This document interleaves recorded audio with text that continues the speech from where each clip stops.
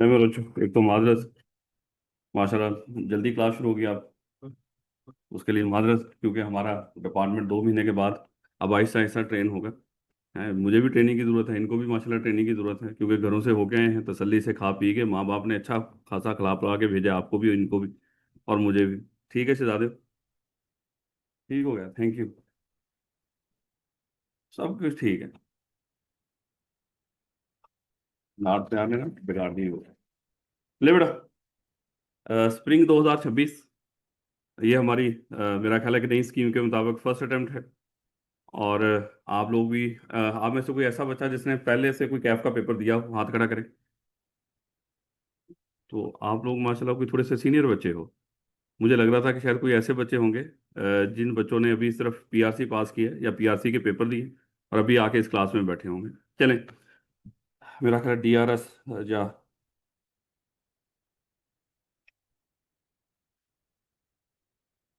ले बेटा, कुछ छोटे छोटे सवाल हैं, लेकिन सवालों से पहले ज़रा थोड़ा सा मैं आपको बता दूं कि बी लॉ और सी लॉ अब आपको पता है कि दोनों मर्ज हैं।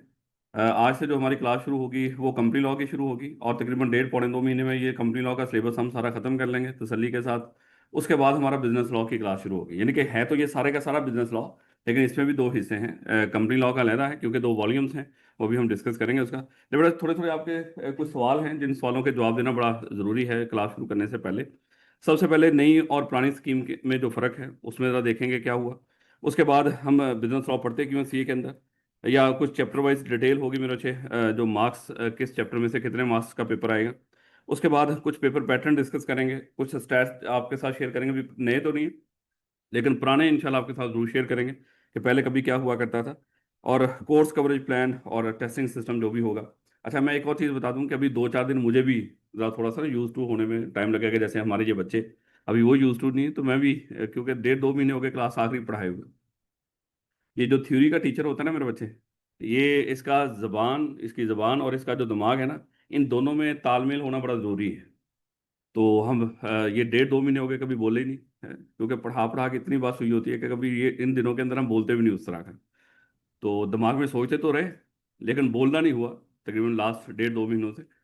तो अब जब बोलना शुरू करूंगा तो बात का जरा थोड़ा सा तसलसल आने में थोड़ा सा टाइम लगेगा, क्योंकि थ्योरी के टीचर का सारा कमाल पढ़ाने में ही है, ये बोलने में ही लगातार एक लम्हा भी बीच में वक्फा नहीं डालना।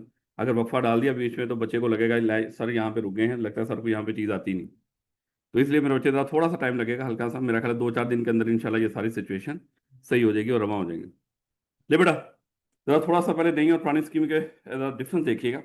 जरा थोड़ा मेरे बच्चे ये जो ऑनलाइन बैठे हुए हैं ये इस तरह का वो ना कुछ करें, लिखे लुखे ना कुछ।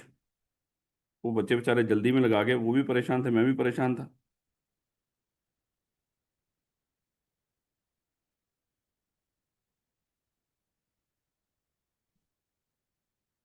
ले बेटा, थोड़ा सा ज्यादा पढ़ाना शुरू करते हैं कि आई कैप किस तरह इस सब्जेक्ट के साथ खिलवाड़ करता आ रहा है। बिफोर 2014, यानी कि आदम 2014 से पहले कभी का ये हमारा दौर हुआ करता था मेरे बच्चे। इसमें 4 मॉड्यूल थे पहले सी इंटर तक, और 4 मॉड्यूल में भी 2 लॉ के पेपर थे, इसी तरह बी लॉ भी था, सी लॉ भी था। उस वक्त मॉड्यूल बी में हमारा बिजनेस लॉ का पेपर हुआ करता था जिसको मर्केंटाइल लॉ कहते थे, और मॉड्यूल डी जो हमारा था उसमें कंपनी लॉ का पेपर हुआ करता था। लेकिन आई कैप को ये दोनों पेपर जुदा जुदा उस वक्त भी पसंद नहीं आए, और आई कैप ने उस वक्त एक नई स्कीम इंट्रोड्यूस करवा दी जो एजुकेशन स्कीम 2014 थी।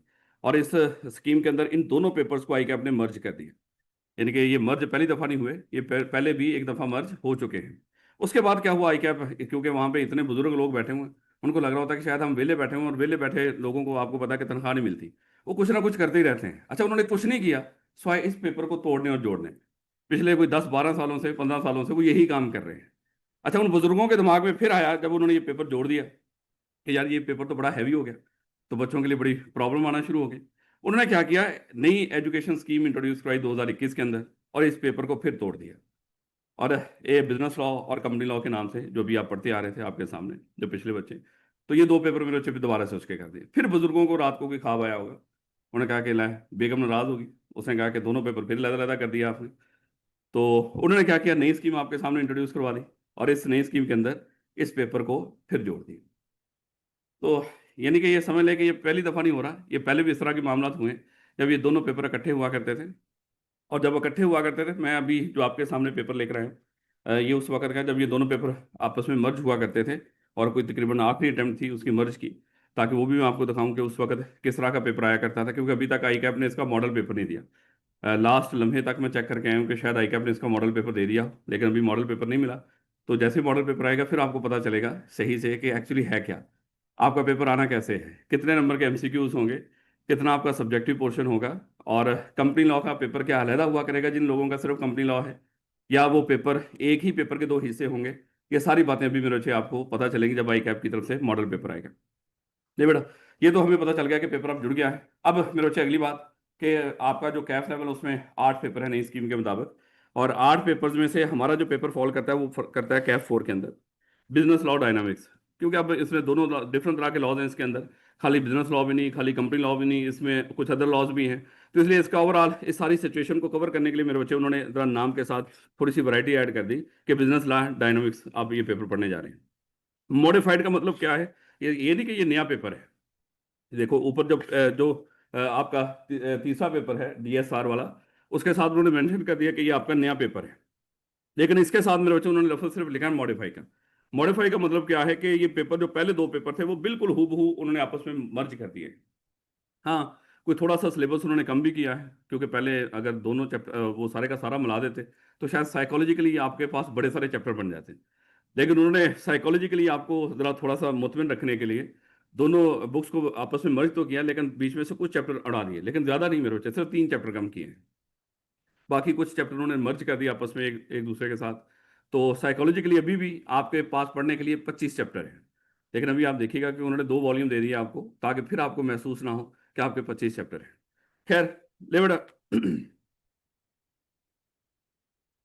जरा थोड़ा सा सिलेबस की, क्योंकि कई ऐसे बच्चे होंगे जिन्होंने पहले भी कुछ थोड़ा बहुत पढ़ा हो, या हो सकता है कि पुरानी जो बी लॉ और सी लॉ उसकी थोड़ी बहुत वाकफियत हो आप लोगों की अभी भी, लेकिन अगर हो भी तो मेरे बच्चे जरा थोड़ा सा मैं आपको बता दूं उसके बारे में भी, कि पहले जो हमारा कैप 4 हुआ करता था वो बिजनेस लॉ का पेपर हुआ करता था।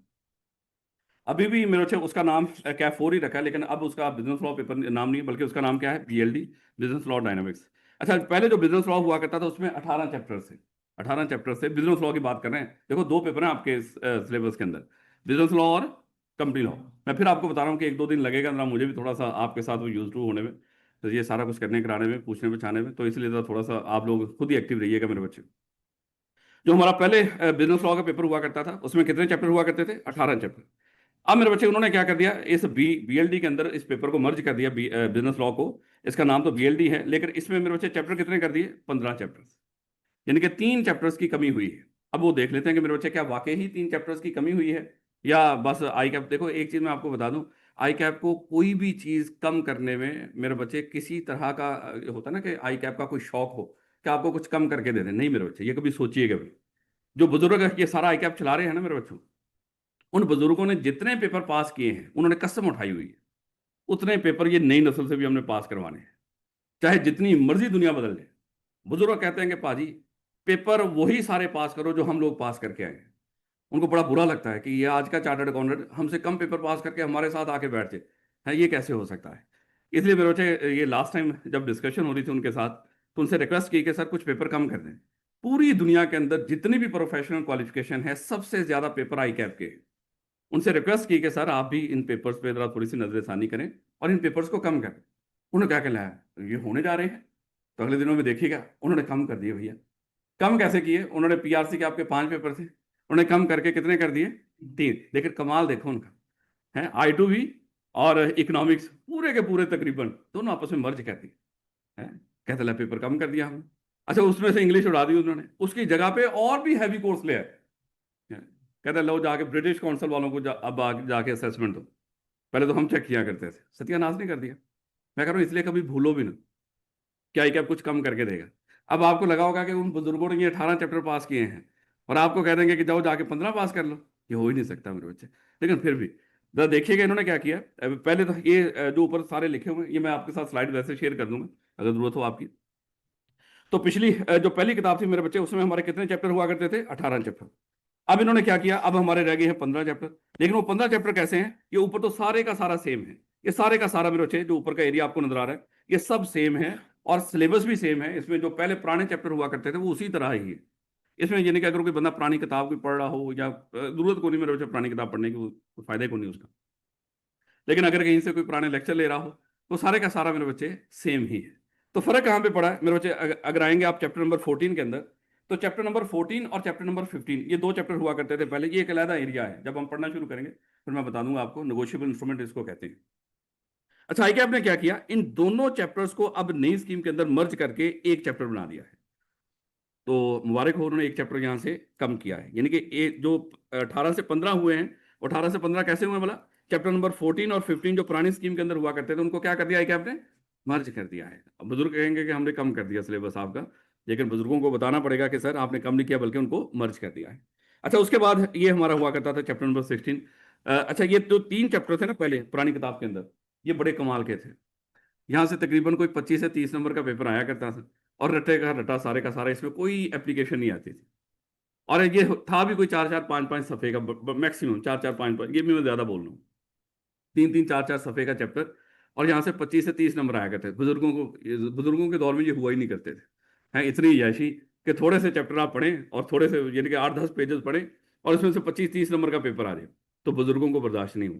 तो उन्होंने क्या किया, इन 3 चैप्टर में से एक चैप्टर रहने दिया, जो चैप्टर नंबर पहले 16 था, और बाकी जो दोनों चैप्टर्स थे, इन दोनों चैप्टर्स को बीच में से उन्होंने डिलीट कर दिया। उन्होंने कहा कि इनको खत्म करो। लेकिन मुबारक हो, ये खत्म होके कहीं नहीं गए, ये आपका जो डीएसआर है ना, ये उसमें चले गए। तो बुजुर्गों को ये कतन बर्दाश्त नहीं कि आप कुछ ये उनसे कम पढ़ के चार्टर्ड अकाउंटेंट ना बन जाए। तो मेरे बच्चे ये उन्होंने 2 चैप्टर यहाँ से खत्म कर दिए, नहीं कि एज इट इज वहाँ पे हैं, लेकिन इसके सारे के सारे कॉन्सेप्ट आपको डीएसआर में मिल जाएंगे। तो ये मेरे बच्चे हमारे 18 से 15 चैप्टर हुए हैं। 18 से 15 चैप्टर कैसे हुए बोला, 2 चैप्टर्स को आपस में मर्ज किया है और 2 चैप्टर्स को डिलीट किया है। तो बी लॉ में से 15 में से 18 में से 15 चैप्टर रह गए। याद रखोगे मेरे बच्चे इस बात को। कल अगर कोई बंदा आपसे पूछ रहे अच्छा बताओ, अभी आपके 2 वॉल्यूम्स हैं, एक वॉल्यूम 1 है, एक वॉल्यूम 2 है। ये जो बीएलडी है, ये बिजनेस लॉ है, ये वॉल्यूम 1 में है। तो वॉल्यूम 1 में आपके कितने चैप्टर नई स्कीम के मुताबिक, 15 चैप्टर थे। पुरानी स्कीम में कितने हुआ करते थे, 18। तो हुआ क्या पुरानी स्कीम के साथ, 2 मर्ज हुए हैं, 2 डिलीट हुए हैं। ले बेटा, उसके बाद जो हमारा सी लॉ का पेपर हुआ करता था पहले, तो सी लॉ के पेपर के अंदर मेरे बच्चे पुरानी स्कीम में 12 चैप्टर हुआ करते थे। अब आई कैप ने क्या कर दिया, इसमें 12 की बजाय उसको 10 कर दिया। लेकिन देखना भी तो पड़ेगा है कि बुजुर्गों ने यहाँ पे भी क्या किया है। अच्छा, मैं ये आज की स्लाइड में कोई एनिमेशन वगैरह इस तरह की चीज़ें नहीं लगा सका, क्योंकि राणा रात गम में था, है आई कैप, सॉरी आई कैप कह रहा हूँ, पाकिस्तान हार गया है, तो उस गम में मैं ये काम कर ही नहीं सका। मैंने कहा खैर है, बस कल का दिन इट्स ओके। तो पहला डे डे है, वैसे भी मैंने कहा कि बच्चे माफ़ कर देंगे इंशाल्लाह। जब आई कैप, एक तो आई कैप दिमाग में आ जाता है, जब बच्चे पाकिस्तान की टीम को माफ़ कर सकते हैं तो मुझे भी माफ़ कर ही देंगे बच्चे, कर नहीं सकते कौन, उन्हें माफ़ कर भी दिया रात आपने। यही टीम दोबारा खेलेगी इंशाल्लाह मोहसिन नकवी की सरपरस्ती में, तो आप लोग देखेंगे। ले बेटा, तो पुरानी स्कीम में हमारे चैप्टर कितने हुआ करते थे, 12। ये पुरानी स्कीम वाला है और ये न्यू स्कीम वाला है। ले बेटा, अब इन्होंने देखना यहाँ पे आई कैप ने क्या किया है। आई कैप ने ये सारे के सारा तो मेरे अच्छे चैप्टर नंबर जो पहले 4 थे, आज 4 हैं, वो सब सेम है। अच्छा, बीच में कंटेंट भी चेंज नहीं हुआ हुआ, ये याद रखना, जो सेम का मतलब सेम ही है, बीच में कुछ चेंज नहीं हुआ हुआ। अच्छा, उसके बाद जो हमारी पुरानी स्कीम में 2 चैप्टर हुआ करते थे, चैप्टर 5 और 6। चैप्टर 5 आज भी, चैप्टर 5 नई स्कीम में भी उसी तरह ही है। लेकिन मेरे अच्छे इसमें एक चैप्टर 6 भी हुआ करता था पुरानी स्कीम के अंदर। उन्होंने क्या किया, इसमें से एक हिस्सा उसको खत्म कर दिया। प्रोस्पेक्टस का जो एरिया हुआ करता था इसको खत्म कर दिया बीच में से, लेकिन जो आधा हिस्सा था रिमेनिंग इस पेपर चैप्टर का, वो उन्होंने यहाँ पे चैप्टर नंबर 5 में ऐड कर दिया। तो यहाँ पे मेरे बच्चे एक तो ये तब्दीली हुई। उसके बाद सबसे सौखा चैप्टर था इसमें, जिसमें 15 से 20 नंबर स्ट्रेट फॉरवर्ड आया करते थे बगैर एप्लीकेशन के, नॉलेज बेस। वो था चैप्टर नंबर 12। वो चैप्टर नंबर 12 मेरे बच्चे, इन्होंने क्या कि इनको बर्दाश्त ही नहीं हुआ कि बच्चों से इतनी आसान चीज हम बच्चों को क्यों दें, तो उन्होंने उस पूरे के पूरे 12 जो चैप्टर नंबर 12 था उसको क्या कर दिया, बीच में से डिलीट कर दिया। तो इसका मतलब एक चैप्टर ये छठा खत्म हुआ यहाँ से पुरानी स्कीम में से, क्योंकि छठे का क्या किया उन्होंने, उसको 2 हिस्सों में डिवाइड कर दिया। आधा हिस्सा नई स्कीम में चैप्टर 5 में ऐड कर दिया और आधा बीच में से डिलीट कर दिया। और चैप्टर नंबर 12 क्या किया उन्होंने, पूरे का पूरा डिलीट कर दिया। इसलिए हमारे पुरानी स्कीम में 12 चैप्टर थे और नई स्कीम में कितने हैं, 10 हैं।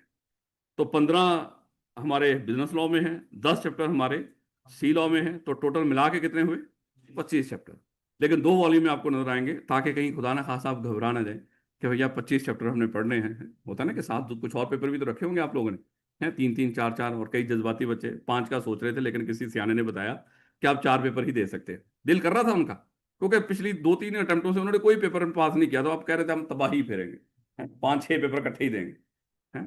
ऐसे ऐसे शेर मेरे बच्चे आपको आम नजर आएंगे यहाँ, हैं। लेकिन ये हालत उस वक्त होती है जब रात को सोने का टाइम होता है, हैं। जब सुबह उठे होते हैं ना, बिल्कुल फ्रेश होते हैं, उस वक्त उनकी होश बिल्कुल टिकाने होती है, और वो दोबारा से समझ आते हैं कि नहीं, 2 या 3 पेपर जितनी का हमारी औकात है। ले बेटा। लेकिन मैं ये नहीं कह रहा खुदा ना खासा सर औकात की क्यों बात कर रहे हो, हमारी औकात पे ना जाओ। हम इंशाल्लाह 4 पेपर दे रहे हैं, और 4 के 4 ही देंगे। बिल्कुल दे सकते हो मेरे बच्चे, और सैकड़ों बच्चे हैं जो 4 पेपर पास करते हैं, कोई एक आधा बच्चा नहीं है, ये एक्सेप्शन नहीं है। हाँ, 5 पेपर में 3 4 हुआ करते थे, इसलिए आई कैप ने वो 5 वाला सिलसिला ही खत्म कर दिया। तो इस आप मैक्सिमम कितने पेपर दे सकते हैं आप? 4 पेपर। ले बेटा।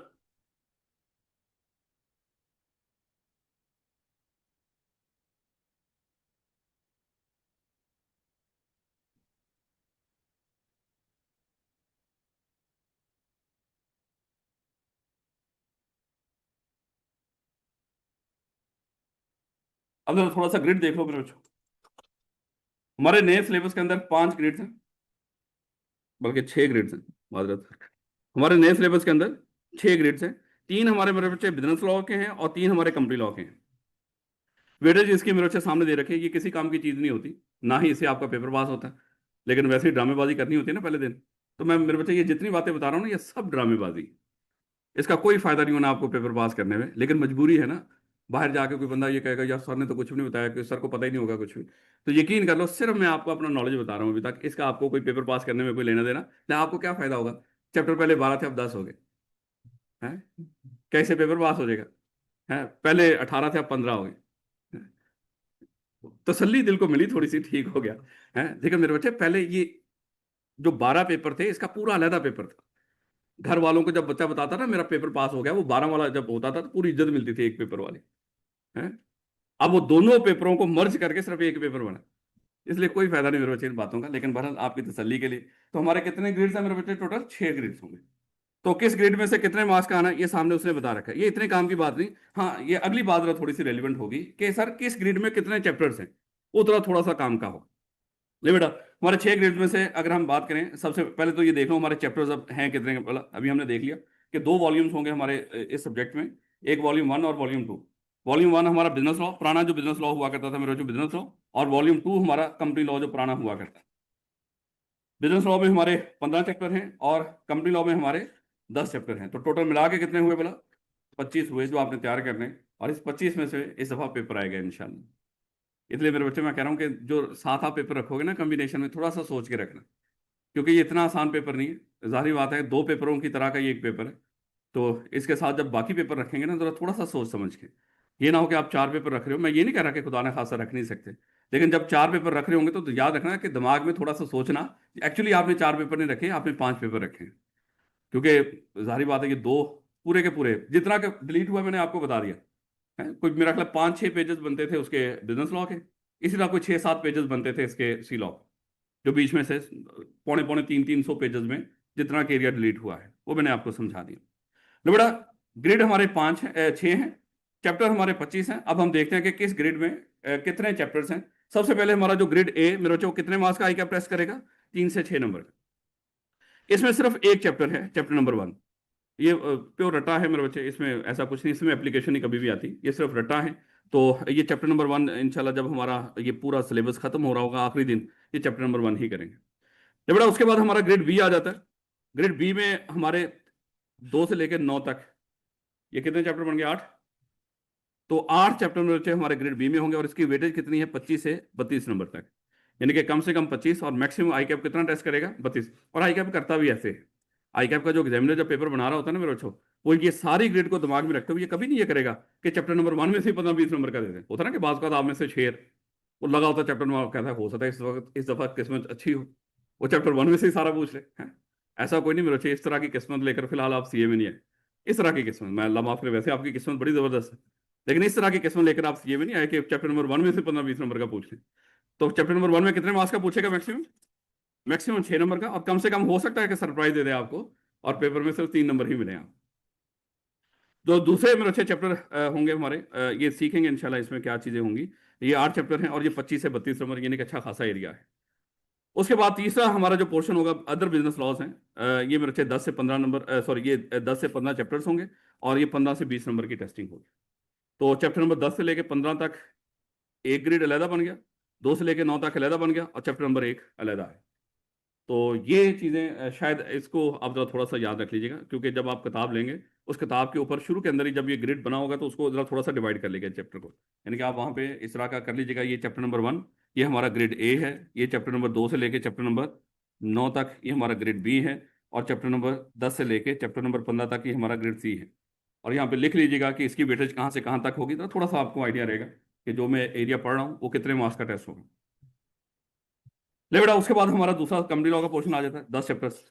10 चैप्टर में से जो डी पोर्शन है हमारा, इसमें मेरे बच्चे देखिएगा, इसमें 3 चैप्टर्स हैं, पहला, दूसरा और पांचवा। और ये मेरे बच्चे 12 से 17 नंबर का, ये इतनी ही टेस्टिंग होनी है, मैं बार बार बता रहा हूँ, कोई सरप्राइज नहीं आएगा मेरे बच्चे आई कैप की तरफ से। ये 12 से 17 नंबर की टेस्टिंग होगी, क्योंकि पहले भी आई कैप ने इस तरह का कभी सरप्राइज नहीं दिया। उसके बाद मेरे बच्चे हमारा जो ग्रेड ई होगा उसमें 6 और 9 ये सिर्फ 2 चैप्टर्स हैं मैनेजमेंट और एडमिनिस्ट्रेशन के। ये कौन से चैप्टर हैं अभी वो देख लेंगे, वैसे बता रहा हूँ कि शायद ये चीज़ थोड़ी सी आपके काम की होगी जितनी बातें बता रहा हूँ उसमें से। और इसकी मेरे बच्चे जो टेस्टिंग होगी 10 से 15, ये मेरे बच्चे देखिएगा तकरीबन जो रिमेन, ये देखो 50 नंबर का ये है और 50 नंबर का ये है। तो इस 50 में से 20 से 25 नंबरदारी बातों हैं भी 5 चैप्टर। आधा आधा पेपर यहां से बनना है इन 5 चैप्टर से, आधा पेपर मेरे बच्चे सादा अल्फाज में यहां से बनना है। तो ये मेरे बच्चे जरा थोड़ा सा इसको याद रखिएगा। याद क्या रखना, इसको नोट कर लीजिएगा। ले बेटा, स्टैट्स वैसे ही बताने के लिए, लेकिन इसका फायदा तो कोई नहीं होता आप लोगों को, लेकिन फिर भी जरा बता दूं। स्कीम 15 से लेके 21 तक ये पेपर पहले भी इकट्ठे हुआ करते थे। ये मैंने जो येलो कलर किया है इसके ऊपर, ये उस वक्त का मेरे बच्चे जब ये दोनों भाई इकट्ठे हुआ करते थे, बी लॉ और सी लॉ।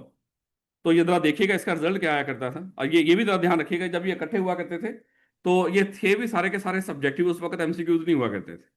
तो इसका जो रिजल्ट था मेरे बच्चे, ये नीचे आपके परसेंटेज आपके नीचे आपको नजर आ रही होगी, मेरा ख्याल है कि आप देख सकते हैं कि कितना अच्छा रिजल्ट था। सबसे गंदा जो कैफ का रिजल्ट हुआ करता था वो बिजनेस लॉ का था। इसलिए मैं कह रहा हूँ कि जरा थोड़ा सा सोच समझ के मेरे बच्चे, जब ये दोनों इकट्ठे होते हैं ना, ये बड़े खतरनाक है। खुद सोचेंगे पाकिस्तान दुनिया के लिए अब कितना खतरनाक है। अगर भारत और पाकिस्तान दोनों इकट्ठे होते तो ये दुनिया के लिए और भी ज्यादा खतरनाक होना था। तो फिलहाल तो भारत के लिए हम खतरनाक हैं, इसलिए रात हारे हैं। ले बेटा, अच्छा ये जरा देखिएगा, ये मैं लाजमी बताया करता हूँ, हर 100 में से 13 बच्चे पास हुए हैं। ये ना देखो कि 13% रिजल्ट है, ये देखो कि हर 100 में से 87 बच्चे फेल हुए हैं। तो इस तरह के मेरे बच्चे बात का रिजल्ट आया करते थे। अब आपको लग रहा होगा सर डरा रहे हैं। तो मेरे बच्चे देखो, ये भी हमारा धंधा है, कारोबार है। अगर हम आपको डराएंगे नहीं तो आप तो यूट्यूब से पढ़ लोगे, हैं डरा डरो के तो हम आपको यहाँ तक लेकर आते हैं। अभी भी आप उठ के जाओ तो यूट्यूब से पढ़ सकते हो, मजे की बात है। पुराने स्कीम के दोनों पेपर इकट्ठे करो, स्कूल से पढ़ लो।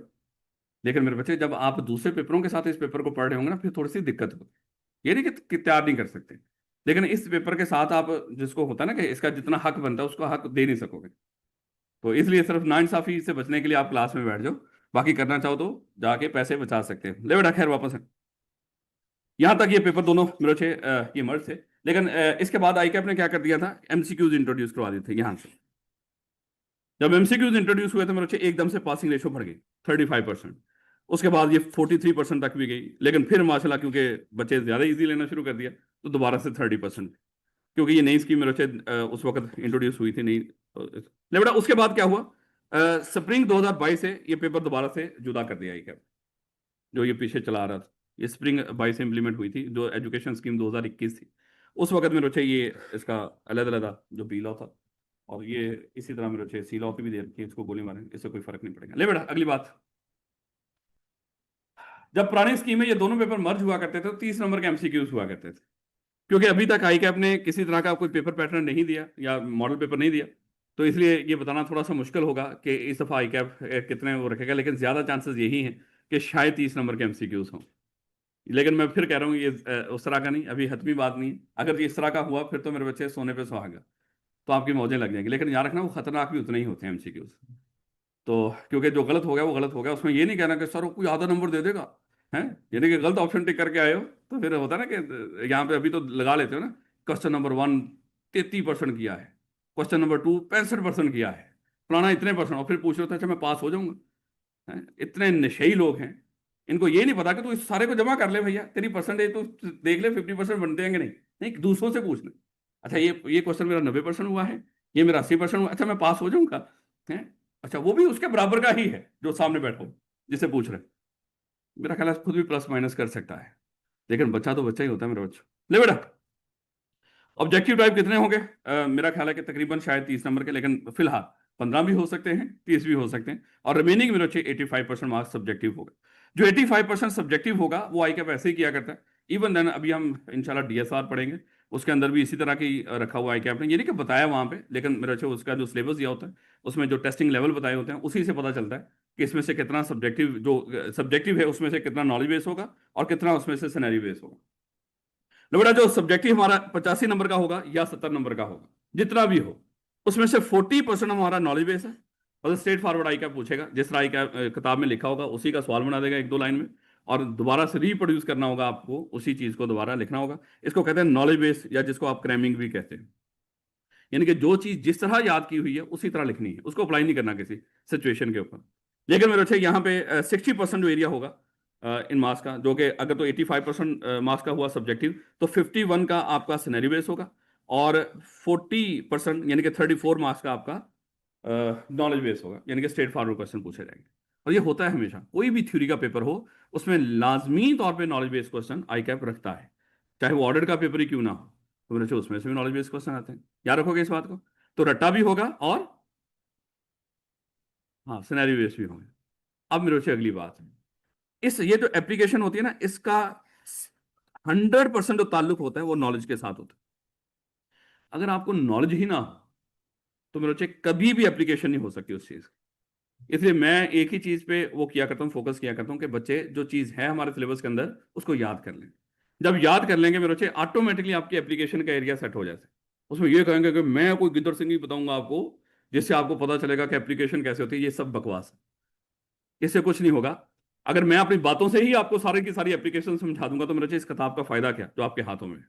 इसका मतलब क्या हुआ, जो आपके पास किताब है इसको आप याद करेंगे। जब याद करेंगे तो दोनों मकसद आपके पूरे हो जाएंगे, आपकी जो नॉलेज है वो भी, वो एरिया भी कवर हो जाएगा। और जब कोई चीज आपके नॉलेज में होगी तो मेरे उसकी आप क्या कर सकेंगे, एप्लीकेशन भी कर सकेंगे। अब मेरे मुझे एक चीज बताओ, वैसे इतने आप कौन सा सब्जेक्ट पढ़ रहे हैं? लॉ, ऐसे ना मेरे मैं ऐसा करता हूँ वैसे अपनी तरफ से भी, अभी आपको एक कानून बताता हूँ जो हम शायद इस तरह की मिलती जुलती बात पढ़ेंगे, लेकिन वैसे मैं आपको समझाता हूँ कि एप्लीकेशन और नॉलेज होगा क्या। अज्यूम कर लो कानून क्या है, हम किताब में लिखा हुआ एक कानून पढ़ेंगे, उस कानून के मुताबिक क्या होगा कि जब भी किसी कंपनी की मीटिंग हो रही होगी, उस मीटिंग में कम से कम, चलो ऐसा कर लेते हैं, ये मेंबर्स की मीटिंग है। अच्छा ये तो थोड़ा बहुत पता है ना आपको, मेंबर्स क्या होते हैं, डायरेक्टर्स क्या होते हैं। कानून है पाकिस्तान का कि किसी कंपनी के मेंबर्स की जब मीटिंग होगी, उस मीटिंग में कम से कम 10 लोग बैठे होंगे तो मीटिंग होगी, नहीं तो नहीं होगी। और ये जो 10 लोग हैं ये भी कब तक पूरे हो जाने चाहिए, कम से कम जो मीटिंग का टाइम होगा उसके आधे घंटे तक ये लोग पूरे हो जाने चाहिए। ये मैंने मेरे बच्चे आपकी किताब में लिखा हुआ अज्यूम कर लो एक कानून बता दिया है। अब ये कानून आपने एज इट इज याद करना है। क्या याद करोगे भला, कि अगर किसी भी कंपनी के मेंबर्स की मीटिंग हो तो उस मीटिंग में कम से कम कितने लोग बैठे होने चाहिए, 10 लोग। अगर 10 लोग बैठे होंगे तो मीटिंग होगी, अदरवाइज मीटिंग नहीं होगी। लेकिन अगर अगली बात, और वो जो 10 लोग हैं मीटिंग के टाइम से कितने टाइम में पूरे हो जाने चाहिए, आधे घंटे के अंदर अंदर। यानी कि अज्यूम कर लो अगर हमारी मीटिंग का टाइम हो 9 बजे, तो कब तक ये 10 लोग पूरे हो जाने चाहिए, 9:30 बजे तक। ऐसे में रचो, अगर 9:30 बजे तक ये लोग पूरे ना हुए तो फिर मीटिंग नहीं होगी। यानी कि अगर 10 लोग ना हुए तब भी मीटिंग नहीं होगी, और अगर ये आधे घंटे तक लोग पूरे ना हुए तो तब भी मीटिंग नहीं होगी। ये बात किताब के अंदर लिखी होगी, आप पढ़ लेंगे इसको। आई कैप हो सकता है इसको स्ट्रेट फॉरवर्ड पूछ ले आपसे, अच्छा बताओ कि किसी भी कंपनी के मेंबर्स की मीटिंग को अटेंड करने के रूल्स बता दो, तो आप इसी तरह बता दोगे कि रूल्स क्या हैं, कि कम से कम 10 लोग मीटिंग में बैठे होने चाहिए, और मीटिंग का जो भी टाइम होगा, और ये 10 लोग कब तक पूरे हो जाने चाहिए उसमें, आधे घंटे तक। अब आई कैप इसका सिनेरियो बना दे। आई कैप कहेगा, अज्यूम कर लो सीएफई लिमिटेड एक कंपनी है, और सीएफई लिमिटेड की आज तारीख क्या होगी मैडम? 29 सितंबर को मेंबर्स की मीटिंग है। उस मेंबर्स की मीटिंग में 9 लोग आके बैठे हुए हैं, और ये वो लोग हैं 9 जिनके पास उस कंपनी की 90% शेयर होल्डिंग है। हैं इस कंपनी के अज्यूम कर लो 100 लोग, लेकिन आज की मीटिंग में कितने लोग आगे बैठे हुए हैं? 9 लोग। लेकिन ये जो 9 लोग हैं, ये कितने परसेंट शेयर होल्डिंग है इनके पास? 90%। बहुत ज्यादा होती है विरोध। और ये लोग मीटिंग के टाइम के 15 मिनट में पूरे हो गए थे इतने, और इन्होंने मीटिंग कर ली और उसमें कुछ फैसले कर लिए। उसके बाद एक मिस्टर ए है, उसने ऐतराज कर दिया इस मीटिंग के ऊपर कि ये मीटिंग सही नहीं हुई। लेकिन कंपनी का जो सेक्रेटरी है वो कह रहा है कि ये मीटिंग बिल्कुल सही है, तो वो कहेगा कि आप फैसला कर दें कि बताएं ये मीटिंग सही हुई है या नहीं हुई। आप बताएं ये सही हुई है कि नहीं, वहां पे खाली नो करोगे। अब इसका तरीकाकार होगा, इसका आंसर करने का तरीकाकार होगा। अब तरीकाकार क्या हुआ करेगा? 3 स्टेप्स मेरे बच्चों ने याद रखने हैं। जब एप्लीकेशन बेस्ड क्वेश्चन आएगा, देखो लॉ है ना, दोनों मर्ज हैं, दोनों लॉ में बी लॉ हो या चाहे सी लॉ हो, इसी तरह किसी कानून की खिलाफवर्जी किया करेगा किसी सिचुएशन में, और आपसे पूछेगा अच्छा बताइए यहाँ पे सही क्या है। तो फिर हम आंसर कैसे किया करेंगे? उसमें 3 स्टेप्स हुआ करेंगे। कितने स्टेप हुआ करेंगे? 3 स्टेप। अच्छा, ये स्टेप वहां पे उठ के नहीं करने हैं आप लोगों ने, ये पेपर में करने हैं। कितने स्टेप्स होंगे? 3 स्टेप। सबसे पहले हमने क्या करना है? लॉ की परवीन देनी है, कानून बताना है उसको। नो नहीं करना, नो सर। सबसे पहले क्या करेंगे? कानून बताएंगे। कानून क्या कह रहा था यहाँ पे? जब भी मेंबर्स की मीटिंग हो उसमें कम से कम कितने लोग होने चाहिए? 10 लोग होने चाहिए। और ये कितने कब तक पूरे हो जाने चाहिए? आधे घंटे तक। मुझे बताइए ये कितनी देर में पूरे हो गए थे? कोई दिक्कत तो नहीं टाइम में? टाइम का कोई दिक्कत नहीं। मसला कहां पे हुआ? मेंबर्स का। कितने लोग होने चाहिए थे? 10। कितने हैं? तो सबसे पहले हम कानून बताएंगे सादा अल्फाज, अपने अल्फाजों में, ये नहीं कि जिस तरह किताब में लिखा होगा। अच्छा, ये चीज मैं आप शुरू में बता दूं आज ही आप, कि जिस तरह किताब में लिखा होगा एज इट इज लिखने की कोशिश नहीं करनी वहां पर। हाँ कर लें तो बड़ी कमाल की बात है, लेकिन बच्चे जिनसे नहीं होता अपने अल्फाजों में उसको लिखें, कोई दिक्कत नहीं। सबसे पहले हम कानून बताएंगे अकॉर्डिंग टू कंपनी लॉ, जो भी हमारा कंपनी एक्ट होगा, या अकॉर्डिंग टू बिजनेस लॉ, जो भी हमारा बिजनेस लॉ का कॉन्ट्रैक्ट एक्ट या जो भी होगा। मीटिंग तभी हो सकती है अगर उस मीटिंग में कम से कम 10 लोग बैठे हो। ये पहले लॉ बता देंगे उसको। हमने सबसे पहले क्या किया? लॉ की उसको प्रोविजन बताई, कानून बताया, कानून क्या कहता है। अब इस कानून को हम क्या करेंगे? सिचुएशन से रिलेट करेंगे। अब यहां पे पहले सिचुएशन देखें, ये सिचुएशन हुआ क्या? इस सिचुएशन में क्योंकि कानून कहता था कम से कम 10 लोग होने चाहिए, इस सिचुएशन में कितने हैं? तो हम बताएंगे यहां पे, क्योंकि अकॉर्डिंग टू लॉ 10 लोग होने चाहिए थे, लेकिन यहां पे कितने हैं? 9 लोग हैं। अब सिचुएशन हमने लेट कर दी इसी तरह एक आधी लाइन में। ये थोड़ी है कि पूरे के पूरे आपने सफे भरने हैं, ये पंजाब यूनिवर्सिटी के पेपरों में नहीं बैठे हुए आप लोग। अब मेरे बच्चे इसका मतलब क्या हुआ? पहले सबसे पहले कानून लॉ की परवीन देनी है, दूसरा क्या करना है आपने? उसको सिचुएशन से रिलेट करना है। दूसरा क्या करेंगे? रिलेट करेंगे उसको सिचुएशन से। सिचुएशन से रिलेट कर दिया, अब आप आखिर पे क्या करेंगे? अपना कंक्लूजन देंगे। इसलिए ये जो मीटिंग हुई है ये वैलिड नहीं है, याद रखोगे। यानी कि अकॉर्डिंग टू लॉ 10 लोग होने चाहिए थे, और यहां पे क्योंकि 9 लोग हैं इसलिए ये मीटिंग वैलिड नहीं है। तो इस तरह करके मेरे बच्चे आपके बिजनेस लॉ के अंदर भी और आपके कंपनी लॉ के अंदर भी इस तरह जो एप्लीकेशन इस तरह हुआ करेगी, याद रखा करो। एप्लीकेशन में कोई रॉकेट साइंस, अब देखो ना ये एप्लीकेशन सारी की सारी किसकी हुई? नॉलेज की। अगर आपको ये इतना का कानून याद था तो आपने इसको अप्लाई कर दिया। अगर होते नहीं, साथ वाले से पूछोगे कितने बंदे होते हैं, तो फायदा। सर ने बड़ा कमाल के हमें 2-2 घंटे के मोटिवेशनल लेक्चर दिए थे, एप्लीकेशन कैसे करनी है, सिनेरियो बेस कैसे सॉल्व करते हैं। आज क्या बदल गया है? कोई नहीं बदला। वही जो बुजुर्ग 30 साल पहले चला रहे थे वही आज भी चला रहे हैं, वो रिटायर ही नहीं हो रहे। तो आई कैप कहीं नहीं बदला मेरे बच्चे, और आपको भी बहुत ज्यादा बदलने की जरूरत नहीं है। हाँ वो लहदा बात है कि भाई किताब सारी की सारी किताब आपके पास मोर देन सफिशिएंट है पेपर को पास करने के लिए। याद रखोगे, जो चीज किताब है उसको याद कर लो। कोई दुनिया की कोई ताकत आपको पेपर पास करने से नहीं रोक सकती। हाँ वो नहीं करोगे तो फिर माशाल्लाह दुनिया की ताकत को जरूरत ही को। ये बात समझ आई थोड़ी बहुत? कितने मार्क्स का हमारा एमसीक्यूज होगा? या तो 15 या 30, ज्यादा चांसेस क्या है? 30 मार्क्स का। उसके बाद मेरे अच्छे ऑब्जेक्टिव। अब मेरे अच्छे इसी जब यहां तक पहुंच गए हम लोग, तो लगे हाथों आई कैप का जो पहला पेपर हुआ करता था वो भी आपके सामने है। जब ये दोनों पेपर कंबाइन हुआ करते थे, ये चीजें तो मेरे अच्छे आपने, अच्छा ये चीज मैं आपको बता दूं, ये दिखाई दे रही है आपको कुछ?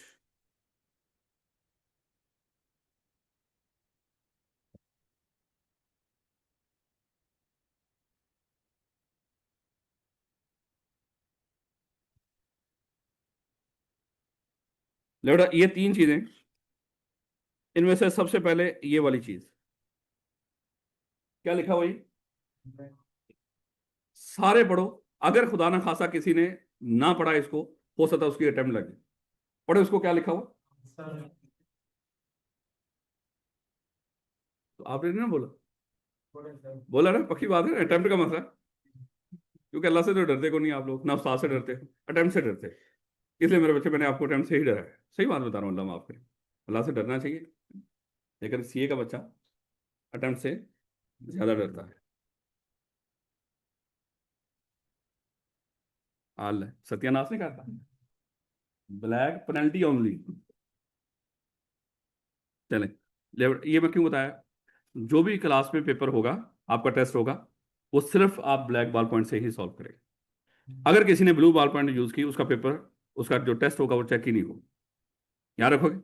ये पहले दिन ही आपको पता होना चाहिए कि आपका जो भी यहाँ पे टेस्ट होगा, वो लाजमी आपने ब्लैक बॉल पॉइंट से ही सॉल्व करना है। अगर ब्लू बॉल पॉइंट हुई और खुदा ना खासा कोई इस तरह का कोई चेहरा बना के मेरे पास पहुंचा कि सर बड़ी मेहनत करके मैंने पेपर दिया था और टॉप तो मेरा बनता है, तो मेरे बच्चे याद रखना कि उसकी मजीद बेइज्जती हो सकती है अगर उसकी इज्जत हुई। ले बेटा, क्योंकि बेइज्जती किसकी होती है बोला? जिसकी इज्जत हो। हाँ, तो होती है ना मेरे अच्छे, बिल्कुल, इसमें तो कुछ शक ही नहीं। ले बेटा, हमारा जो पहले पुराने, जब ये दोनों मर्ज हुआ करते थे, 100 नंबर का जो पेपर हुआ करता था मर्ज करके, इसमें हमारे जो एमसीक्यूज हुआ करते थे, वो तो गिनते जाइएगा। ये क्वेश्चन नंबर 1 हमारा एमसीक्यूज का है। तो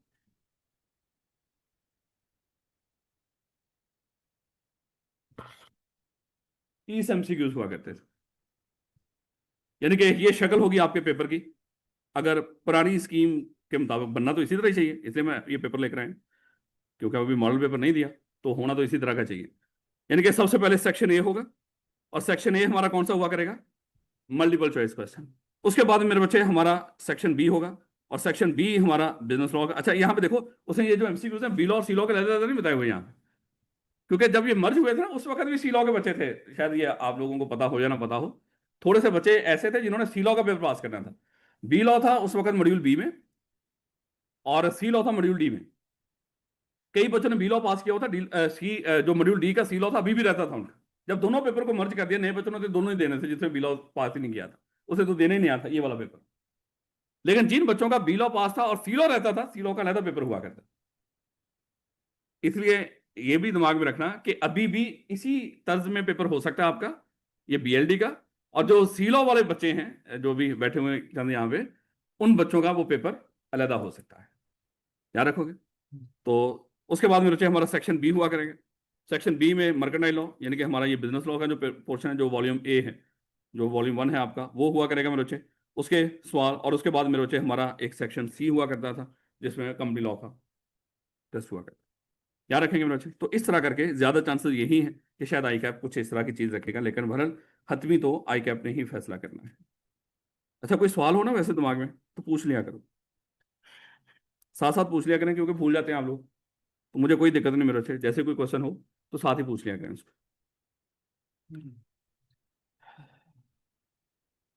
बेटा, अगर ये खाली कंपनी लॉ हुआ तो 50 नंबर का पेपर होगा, जाहिर बात है। तो उम्मीद यही है कि उसमें 15 नंबर के एमसीक्यूज हों। चांसेस यही हैं, देखें, उम्मीद की बात कर रहा हूँ, ये हतमी बात नहीं कर रहा मैं। ये तो आई कैप ने डिसाइड करना है, लेकिन ज्यादा चांसेस यही है कि उसमें 15 नंबर के एमसीक्यूज हों। लो बेटा, ये पेपर पैटर्न की थोड़ी सी समझ आ गई? लो बेटा, सीए के अंदर लॉ क्यों पढ़ाया जा रहा है?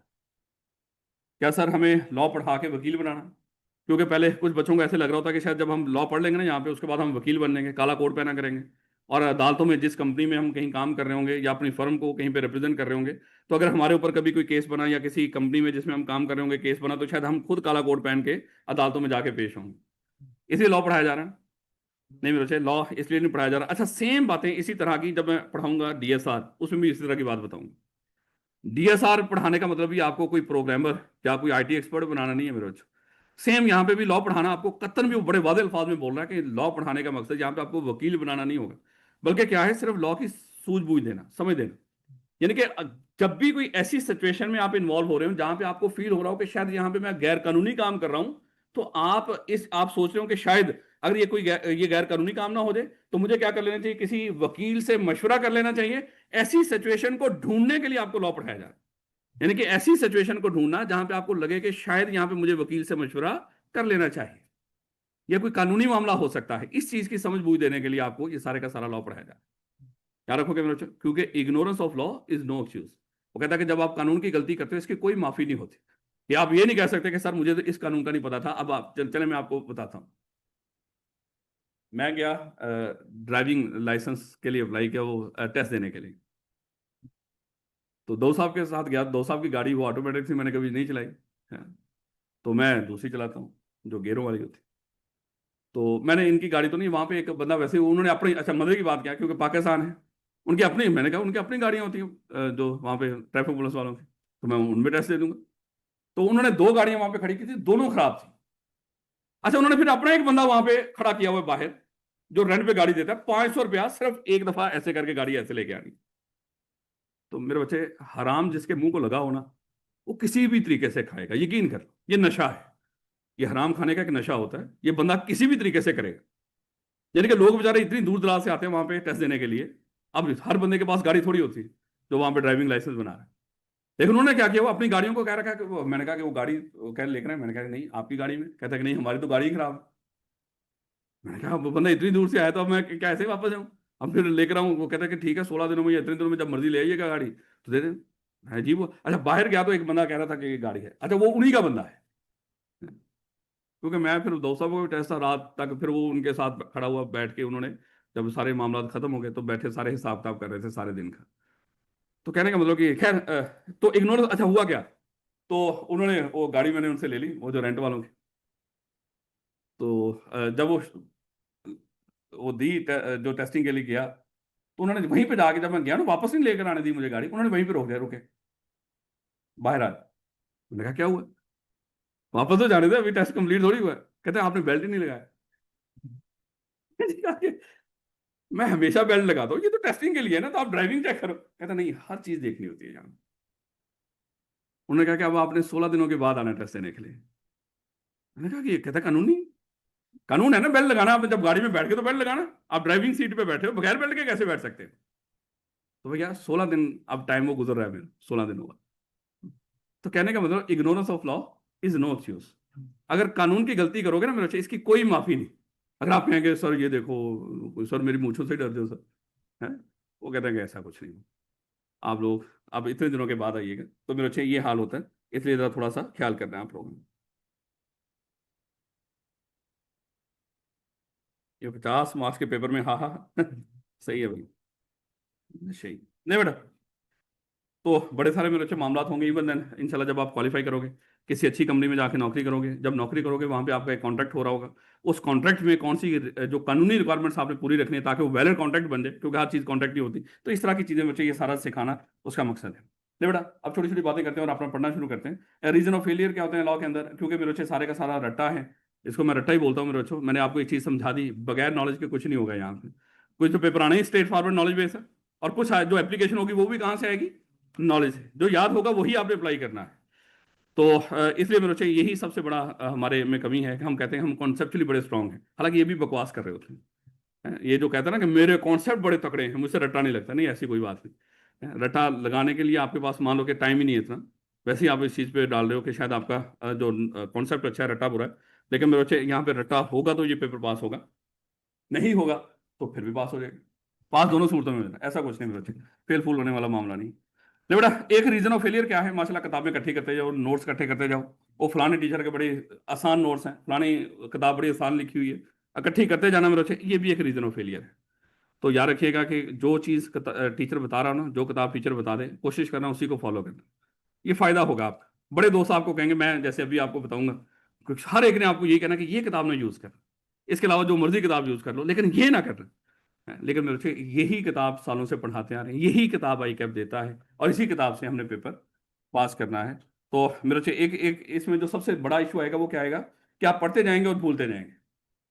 जब आप घर जा रहे होंगे ना, बिल्कुल ऐसे ही चेहरा होगा, यार सर ने आज फलाना चैप्टर पढ़ा दिया लेकिन पिछले तो सारे ही भूल गए होंगे।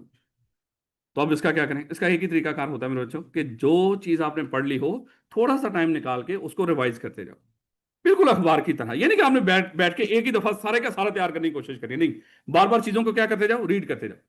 जो चीज आज हम चैप्टर नंबर 7 पढ़ रहे हैं, 6 चैप्टर हमने पढ़ लिया, ज्यूम कर, उन 6 चैप्टर्स की थोड़ी सी तरतीब बनाना कि मैंने क्या करना है, हर एक दिन में एक चैप्टर पिछला रीड कर लेना। अच्छा, याद नहीं लफ्ज बोलना, उसके लिए क्या करना है, रीड करना है। जब बार बार रीड करोगे, बार बार रीड करोगे, तो मेरे बच्चों ऑटोमेटिकली चीजें आपके दिमाग में रह जाएंगी। तो इसको बैठ के एक ही दफा याद करने का कोई फायदा नहीं होता, याद रखिएगा। इसको बार बार आपको याद करना पड़ेगा, और आखिरी दिन तक इसी तरह करना है आप लोग। याद रखोगे? अगर किसी ने कहा कि एक ही दफा मैं बैठ के इस लॉ को पक्का याद करके दिमाग में रख लूंगा, ऐसा हो ही नहीं सकता। ये अभी पेपर हुए ना मेरे बच्चों, जिन बच्चों ने लॉ का पेपर दिया ना, उनको मेरे पास ले आओ, वो सब कुछ भूल चुके हैं। ये होता ही मेरे बच्चे, ऐसे ही होता है। ये ना सोचिएगा कभी भी ये सिर्फ आपके साथ हो रहा है, ये हर बच्चे के साथ होता है, हमारे साथ भी होता है मेरे बच्चों। अगर मुझे याद होगा ना, जब मैं पढ़ा रहा हूँ मुझे कुछ चीजें याद होंगी, सिर्फ इसलिए मैंने कभी याद नहीं किया बैठ के, सिर्फ इसलिए याद होगा कि मैं यहाँ पे हर चीज रीड करता हूँ, रीड करते करते मुझे चीजें याद होगी। याद रखोगे इस बात को? ले बेटा, हमारा कोर्स कवरेज प्लान क्या होगा? तो हमारी कोशिश होगी सबसे पहले मेरे हमने कंपनी लॉ पढ़ना शुरू करना, जो हमारा वॉल्यूम 2 है, वहां से पढ़ना शुरू करेंगे। ये तकरीबन नवंबर के आखिर तक इंशाल्लाह हमारा कंपनी लॉ का सिलेबस कंप्लीट हो जाएगा, नवंबर के लास्ट तक। ये पूरा नवंबर नहीं लगेगा इसके ऊपर, लेकिन फिर भी नवंबर के लास्ट तक इंशाल्लाह हमारा ये सिलेबस कंप्लीट हो जाएगा। जब ये नवंबर के लास्ट तक कंप्लीट हो जाएगा सर, फिर हमारा बनेगा क्या? क्योंकि कई ऐसे बच्चे हैं जो सिर्फ कंपनी लॉ दे रहे हैं, वो तो सर फिर नवंबर के बाद दिसंबर, जनवरी, फरवरी, फिर मार्च में जाके पेपर होंगे, तो सर हम तो रुल जाएंगे, वो तो सारा भूल भाल जाएगा। ऐसा नहीं होगा मेरे बच्चों। हम क्या करेंगे, आपको एक टेस्ट सेशन देंगे, एक टेस्ट सेशन देंगे। और वो टेस्ट सेशन सिर्फ उनके लिए ना होगा जिनका कंपनी लॉ है, नहीं नहीं, उनके लिए भी होगा जिनका बिजनेस लॉ भी है साथ। यानी कि जिन्होंने पूरा करना है, ये टेस्ट सेशन उनके लिए भी होगा सेपरेटली। आप क्या करेंगे, हर वीक में टेस्ट देंगे। उसके साथ क्या होगा, जब आप ये टेस्ट देते जा रहे होंगे मेरे बच्चे, हमारा फास्ट ट्रैक शुरू हो जाएगा। फास्ट ट्रैक शुरू हो जाएगा।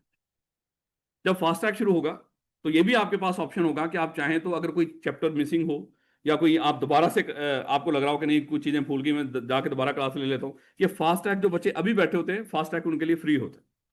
आप उसमें भी बैठ के दोबारा से उसको रिवाइज कर सकते हैं। और फिर क्या होगा मेरे बच्चे, आखिर में जाके आपकी रिवीजन भी होगी, जो पूरे के पूरे सिलेबस की इंशाल्लाह पूरा हर चीज, स्वाय रीड नहीं करेंगे उसमें, हर चीज बताएंगे आप। फिर वहां पे जाके मेरे बच्चे रिवीजन के बाद आप जाके आई कैप का पेपर देंगे मॉक देने के बाद। तो इसलिए ये कतर ना सोचिएगा खुदा ना खासा ये चीजें आप भूल जाएंगे। जो पूरा बीएलडी पढ़ रहे हैं वो भी नहीं भूलेंगे सी लॉ का पोर्शन, और जिनका खाली सी लॉ है, अगर वो जुड़े रहे हमारे साथ, क्योंकि बाकी पेपर तो पढ़ने आना ही है आपने, तो इंशाल्लाह वो भी आपको भूलने नहीं दिया जाएगा। याद रखोगे इस बात को? कैसे करेंगे भला? सबसे पहले कंपनी लॉ खत्म करेंगे। कंपनी लॉ खत्म करने के बाद क्या शुरू होगा, टेस्ट सेशन। ये टेस्ट सेशन कंपनी लॉ वाले बच्चों के लिए भी होगा और बिजनेस लॉ वाले बच्चों के लिए भी होगा, और ये टेस्ट सेशन भी चल रहा होगा साथ, हमारी फास्ट ट्रैक शुरू हो जाएगा। अगर पढ़ना हो तो वहां से वो भी साथ कर लीजिएगा, अगर मन करें कोई चैप्टर पढ़ना हो, वैसे टाइम जाया ना कीजिएगा। और उसके बाद मेरे आखिरी रिवीजन तो आप सब लोगों के ऊपर फर्ज हो, वो तो लाजमी दोबारा बैठे क्लास में, अगर आपने कोई और क्लास नहीं पढ़ी तो फिर इंशाल्लाह इसमें सारे का सारा सिलेबस आपका दोबारा रिवाइज हो जाएगा। ये मेरे बच्चे हमारा इंशाल्लाह तरीकाकार होगा पढ़ने पढ़ाने का। स्टडी मटेरियल कौन सा यूज करना है मेरे बच्चे, वही बात जो अभी मैंने आपको बताया, सिर्फ आई कैप की स्टडी टेक्स्ट। मेरे लिए मेरे बच्चे यही किताब सब कुछ है। आप लोगों को जिस तरह मैंने अभी आपको बताया कि सर ये तो फजूल चीज़ होगी, ये तो बकवास है सर, ये तो बहुत मुश्किल है, लेकिन जो कह रहा है बहुत मुश्किल है, उसने कभी इसकी शक्ल भी नहीं देखी है, क्योंकि इसके दोस्त ने बताया, और दोस्त भी वो जिसकी 3-4 अटेम्प्ट वैसे भी लगी हैं 100 की किताब पढ़ के। इसलिए मेरे अच्छे खुदा के लिए रिक्वेस्ट है, जब आप ये किताब पढ़ोगे ना, देखो अब तो हो सकता है जब आई कैप मॉडल पेपर देगा कि इसमें 30 नंबर के एमसीक्यूज हो, आप तो अभी I2B या जो भी इस तरह के रेलिवेंट थ्योरी टाइप के सब्जेक्ट पढ़ के आए हो उसके अंदर पीआरसी में। आई कैप क्या करता है कि जब भी कोई एमसीक्यूज बनाता है, एमसीक्यूज में ऊपर क्वेश्चन देने के बाद जो उसके नीचे 4 ऑप्शंस होते हैं, उन 4 ऑप्शंस में डिट्टो लाइन उठा के आई कैप की जो किताब की होती है वही 4 ऑप्शन में रखते हैं डिट्टो। और बात सिर्फ एक लफ्ज की कमी होती है, ओनली, बाकी सारी वो लाइन सिर्फ ओनली लफ्ज जो है वो कम पेश उसको कर दिया।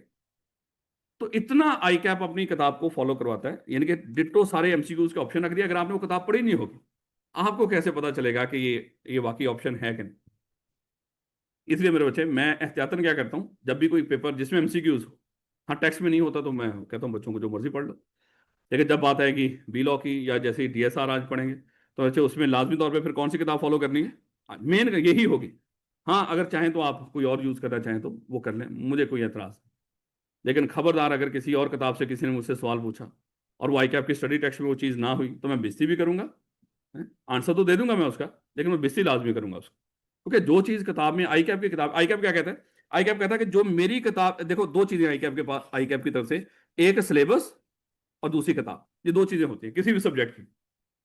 आई कैप सिलेबस भी बताता है उस सब्जेक्ट का और उसकी किताब भी देता है। आई कैप कहता है कि अगर कोई ऐसी चीज हो जो मेरे सिलेबस में हो लेकिन किताब में ना हो, मैं वो टेस्ट ही नहीं करता। और ऐसी चीज जो सिलेबस में ना हो, किताब में हो, मैं वो भी टेस्ट नहीं करता। तो जब इतनी बड़ा दावा आई कैप कर रहा है तो मेरे बच्चे तो भरोसा करो आई कैप की किताब के ऊपर। यानी कि अगर कोई सिलेबस में चीज ना हुई और किताब में दे दी, वो भी टेस्ट नहीं होनी। और अगर कोई चीज सिलेबस में है, किताब में नहीं है, वो भी टेस्ट नहीं होनी। तो सिर्फ टेस्ट क्या होगा? जो किताब के अंदर है और वो भी सिलेबस में। क्या रखोगे? और एमसीक्यूज होने की वजह से आप पे लाजम मलजूम है। और वैसे भी अगर खुदा न खासा मैं बता रहा हूँ, अगर आप कोई और किताब फॉलो कर भी रहे होंगे तो ज्यादा फर्क नहीं पड़ेगा, क्योंकि यहाँ पे तो हमने आई कैप की स्टडी टेक्स्ट ही पढ़ना है। तो शायद थोड़ा बहुत आपको उसका आइडिया हो जाए, लेकिन रिस्क लेने का फायदा नहीं है। भरोसा रखना, एक लफ्ज ऐसा नहीं होगा इंशाल्लाह उस किताब का जो मैं आपको यहाँ पे क्लास में नहीं पढ़ाऊंगा, एक लफ्ज भी ऐसा नहीं। क्योंकि मैंने रीड करना होता है, सारा साथ साथ बताना होता है। पहले कॉन्सेप्टली समझाता हूँ, उसके बाद उसको रीड करता हूँ, क्योंकि मुझे पता है कि ये पढ़ना थोड़ा सा मुश्किल हो सकता है। क्या रखोगे? तो बेटा ये वैसे बच्चों को समझाने के लिए होता है मदद के साथ, क्योंकि आज का लेक्चर था ही बोर किस्म का, पढ़ने पढ़ाने वाला मामला जरा थोड़ा सा कम था। नहीं बेटा, हमारा जो भी ये लाइव का सेशन भी थोड़ा सा बताना मकसद ये होता है कि जिन बच्चों को नहीं पता हमारे पढ़ने पढ़ाने के लाइव का, उनको आइडिया हो जाए कि ये जो लाइव क्लास चल रही होती है हमारी, जैसे अभी यही क्लास जो यहाँ पे चल रही है, यही क्लास बच्चे घर बैठ के भी अटेंड कर सकते हैं। क्योंकि कई जगहों पे बच्चों को होता है कि हमारी रूटीन बन जाए, अगर हम घर बैठ के पढ़ रहे हो तो कम से कम हम क्लास के साथ रहें। यहाँ पे ऑप्शन अवेलेबल है। हम बहुत ज़्यादा एचडी करके लेक्चर के चक्कर में नहीं पड़ते। ये नहीं होता कि आज हम रिकॉर्डिंग करेंगे, 2-3 दिनों के पीछे बाद जाके उसको अपलोड करेंगे, तो बच्चा बेचारा साइकोलॉजिकली उसको पता चल रहा होता है ये 3-4 दिन पहले लेक्चर हो गया, तो जब मैंने ही लेना है जब मर्जी ले लूंगा, फिर मैं उसके लेक्चर पेंडिंग होना शुरू हो जाते हैं। तो यहाँ पे बच्चा क्या कर सकता है? हर रोज का लेक्चर हर रोज उसी वक्त, इसी जैसे अभी ये जो बच्चे बैठे हुए लाइव ये क्लास अटेंड कर रहे हैं, तो ये इसी तरह अगर हिम्मत इन्होंने रखी तो ये हर रोज का लेक्चर आपके साथ ही अटेंड कर रहे होंगे। लेकिन इनमें से बड़े सारे बेशर्म होंगे हैं। उन्होंने क्या करना है, ये 2-4 दिन तो आएंगे, उसके बाद ये भी रिकॉर्डिंग मोड पे चले जाएंगे। नहीं बेटा, उसके बाद यही लेक्चर हम रिकॉर्ड करके बाद में शाम तक अपलोड हो जाते हैं। ये बी लॉ एग्जाम डेट अभी आई कैप ने उसकी वो दी नहीं, ये तो लास्ट टाइम तक, क्योंकि मैंने उसका देखा था ऑफिशियल आई कैप की तरफ से अभी तक कोई जो शेड्यूल होता है वो अपलोड नहीं हुआ। मेरा नंबर आपके ग्रुप्स में है, ग्रुप्स आपके ओपन रहेंगे, कोई क्यूरी वहां पे करना चाहें तो पूछ लें। वैसे भी अगर किसी ने ग्रुप में ना पूछना हो तो मेरे बच्चे वैसे मुझसे पूछ ले कोई सवाल। अदरवाइज हमारा एक जनरल ग्रुप भी है जो ओवरऑल बाहर के बच्चों के लिए भी होता है, आप उसको भी ज्वाइन कर लीजिएगा। अगर वहां पे कोई क्यूरी पूछनी हो तो आप उसको भी पूछ सकते हैं। यानी कि अगर आप वैसे कोई मुझे मैसेज करके कुछ पूछना चाहें तो मोस्ट वेलकम। लेकिन याद रखना कि जब भी कोई क्वेश्चन करेंगे तो मेरी कोशिश होगी कि आज अगर अभी किसी ने मुझे कोई व्हाट्सएप कर दिया है तो रात 12 बजे तक मैं उसको रिप्लाई कर दूंगा। अगर रात 12 बजे तक उसको रिप्लाई ना हुआ तो अगले दिन वो एक क्वेश्चन मार्क लगा दे, बस दोबारा मुझे सेंड कर दे, तो मैं इंशाल्लाह उसका रिप्लाई कर दूंगा। तो बेटा ये हमारा यहाँ तक की ओरिएंटेशन। ओरिएंटेशन मतलब कुछ समझने समझाने वाली बात, कुछ समझ आई थोड़ी बहुत? पढ़ाया तो कुछ भी नहीं, समझ गया नहीं? जी बेटा।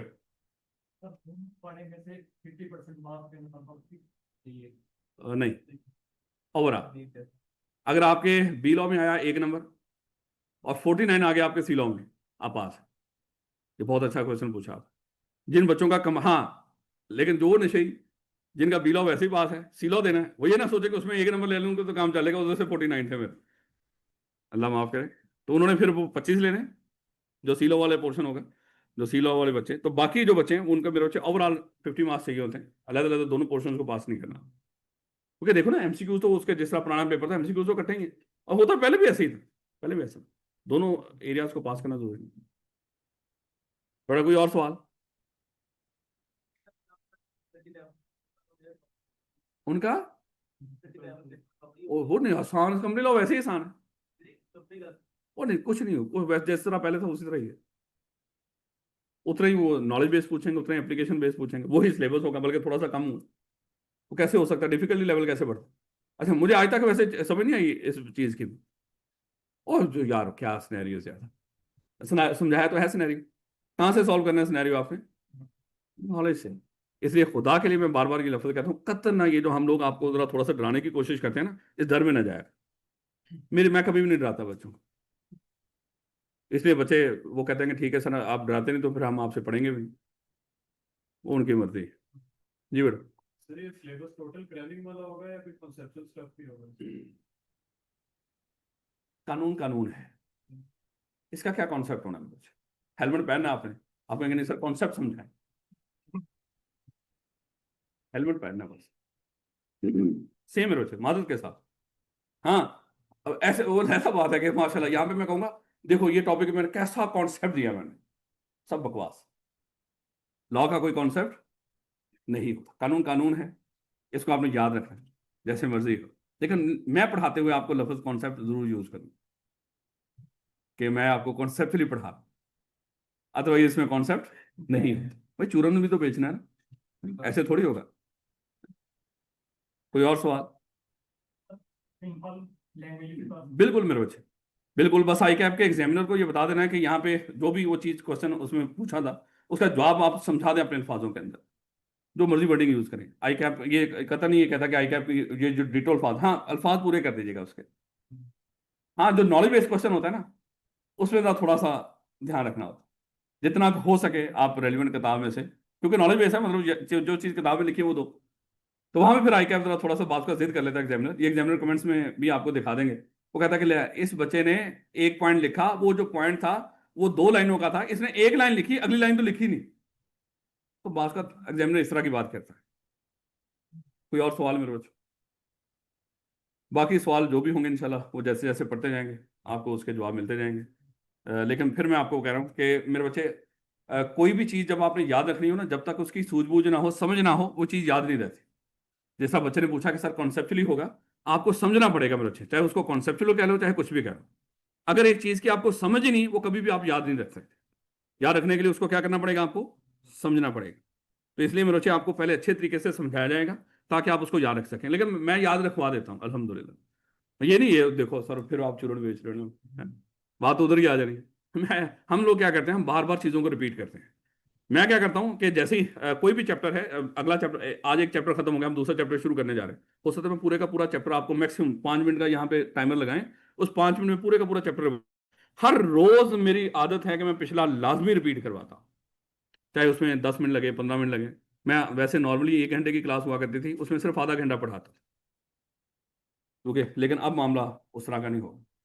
अब 1.5 घंटे की क्लास रखी है, इसलिए रखी है क्योंकि सिलेबस ज़्यादा और टाइमली खत्म करना है मेरे बच्चों। और आपके जो टेस्ट होंगे, टेस्ट की तो बात ही नहीं हुई, आपके जो टेस्ट होंगे मेरे बच्चे, कम से कम 60 टेस्ट होंगे। कितने? कम से कम। अगर इतने ना हुए तो मेरे बच्चे अपनी फीस वापस ले जाइए। सर हमने कौन सी दी है पहले, कोई बात। ये जो आपसे पैसे लेते हैं ना मेरे बच्चे, ये सिर्फ टेस्ट लेने के लेते हैं। मैंने कॉलेज वालों को बता रखा है कि मेरी पढ़ाने की फीस नहीं होगी, सिर्फ टेस्टों की फीस होगी, क्योंकि उसमें मेरे ये नहीं वहीं से कवर हो जाता है। क्या कमाल बात है, ऐसा कुछ नहीं है, वो तो वैसे ही जज्बाती बयान है ना। यानी कि उतना के रखो जितना कि हमारा खर्चा हो, तो फिर घर बार कैसे चलेंगे, मतलब कहीं ना कहीं कुछ है। परेशान नहीं होना आप लोगों ने, ये नहीं कहना कि वो पता ही सर सिर्फ टेस्टों की फीस लेते हैं, ऐसा कुछ नहीं। पढ़ाने की लेता हूँ, सिर्फ समझा रहा हूँ आप। कितने टेस्ट होंगे मेरे बच्चे? और ये ज्यादा से ज्यादा है या कम से कम है? ये कम से कम।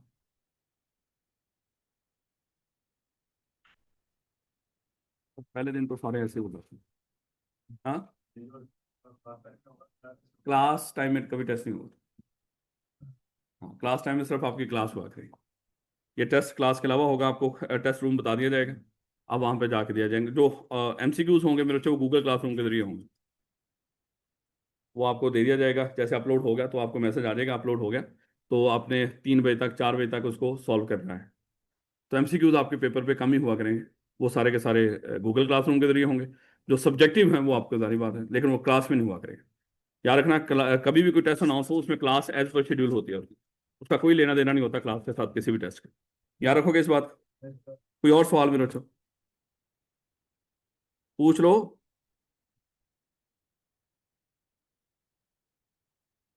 बेटा बिजनेस लॉ डायनेमिक्स, लेकिन इसके 2 वॉल्यूम्स होंगे।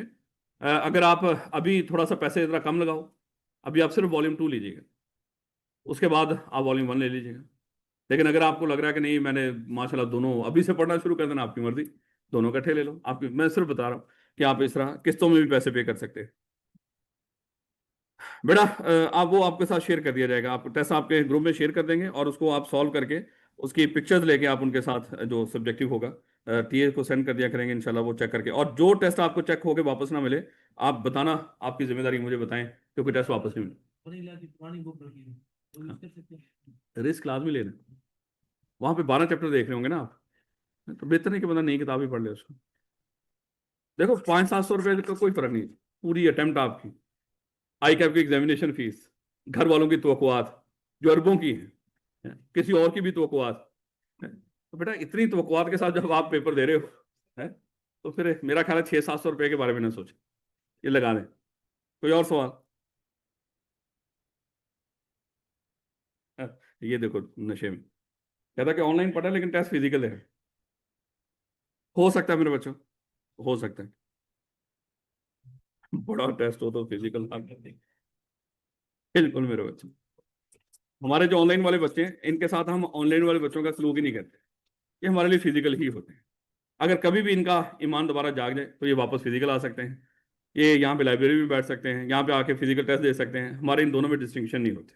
आप जब चाहें आपके ईमान अगर खुदा ना खासा सो जाए, आप दोबारा से ऑनलाइन जा सकते हैं, हमें इससे कोई लेना देना नहीं है। काइंडली आप सारे बुक्स परचेज ये देखो, एक तो बिलाल यहाँ से बड़ा मुनासिब उसमें कॉपी कर देता है, कुरान से तो मार्केट से करवा लो, लेकिन बिलाल बेहतर है। ये CFE की जो बुक शॉप वाले हैं।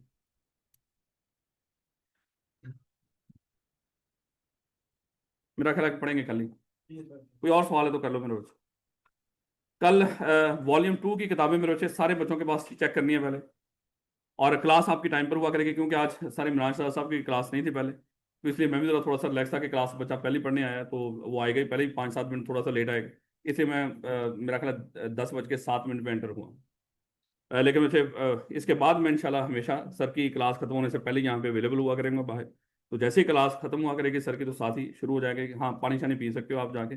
तो कल क्लास शुरू होने से पहले सबके पास आई कैप की वॉल्यूम 2 ये होनी चाहिए, और मेरे बच्चे मुझ पर भरोसा कर रहे हैं इस मामले में। यकीन कर लो कि आप आई कैप की किताब लीजिएगा, तब तक भी आपको इंशाल्लाह मुश्किल नहीं लगेगी। अगर मुश्किल लगी तो फिर क्या हुआ, आप दूसरी फिर बाद में यूज़ कर लीजिएगा, करनी तो है ना। तो इंशाल्लाह कल मुलाकात होती है मेरे बच्चों।